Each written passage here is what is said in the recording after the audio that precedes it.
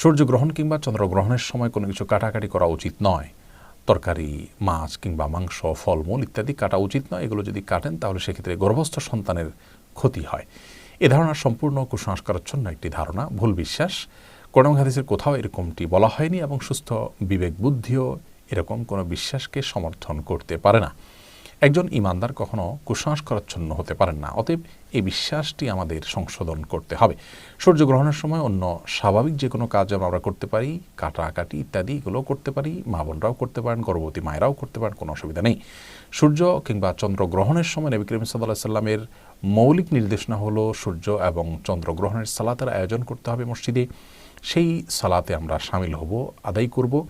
আর এছাড়া নবী রাসূলুল্লাহ সাল্লাল্লাহু আলাইহি ওয়াসাল্লাম যে নির্দেশনা বুখারী মুসলিম হাদিসে আমরা পাই তা হলো এই সময় দান করা, সাদকা করার কথা বলা হয়েছে, দোয়া করার কথা বলা হয়েছে, তাকবীর দেওয়া, আল্লাহু আকবার বলতে থাকা বা আল্লাহু আকবার ধ্বনি দেওয়া, আল্লাহু আকবার বলে ওঠা।